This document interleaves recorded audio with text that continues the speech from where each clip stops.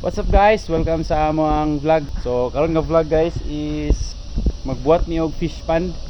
Kay dito sa Pikas Balay daghan na kayo swordtail. So ang among plano is ibalhin na mo diri sa among venue. So di man siya fish pond gid nga magkalot. Bali drum lang siya nga putol. Moy among buhaton. Ani. So ang drum nga among butangan is buslot. Naraso tapakan naman ni karon og bulkasil. So moro ni among mimuon guys. So mamawag sa misa mong iro guys. Sila kaon. So kini ilang pagkaon guys is binload ni siya para healthy sila.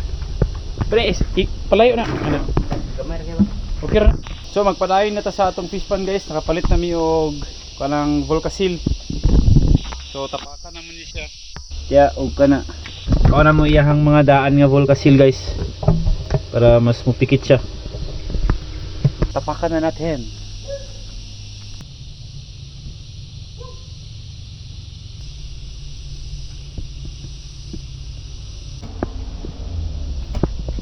Okay.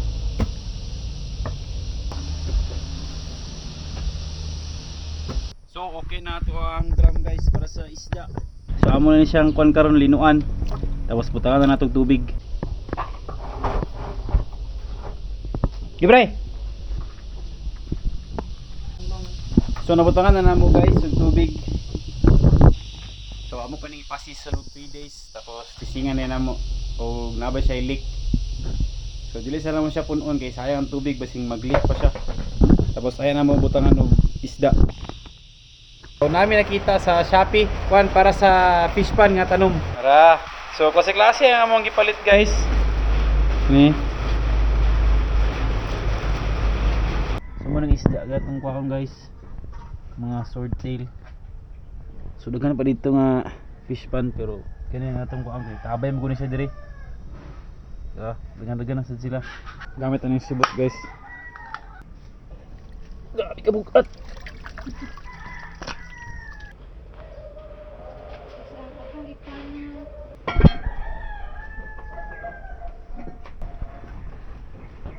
Uy,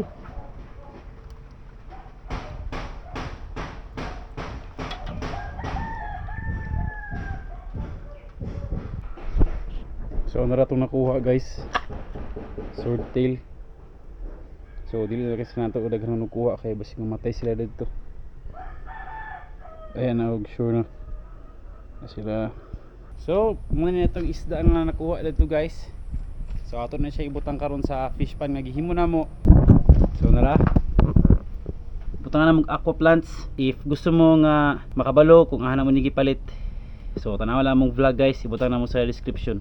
So ang butang nga isda guys is kini swordtail, dili na mga koi or goldfish kay sayang if mamatay. So kini siya kay less maintenance man siya nga isda god.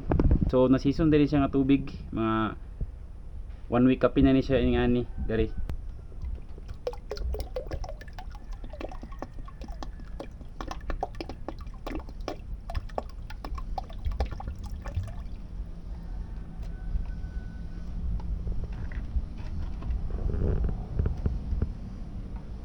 So tagaan ta update ani guys if managhan sila. Tsada ka sa tanawon. Samot na mulabong ning mga plants. Samot gid sa katsada. So karon medyo sa lubog. Na siya mga naglutaw. Pero magbuhat pa ko og sibot or katong net para panglimpyo ani. So alam mo kabalaka guys if naay waya-waya ang inyong gipasison nga tubig. Kay kakanon na sa isda guys. Tanaw gani. Purot ng waya-waya dira guys. Purot ng waya-waya diha dira. Kanon nila na. So ay ka pala ka if naaya na siya waya-waya. Kay mahurot gid siya. So nako nakita nga swordtail nga puti guys na raw. Dahil kay waya-waya pero ahurot. Kanon gina nila. Nawa.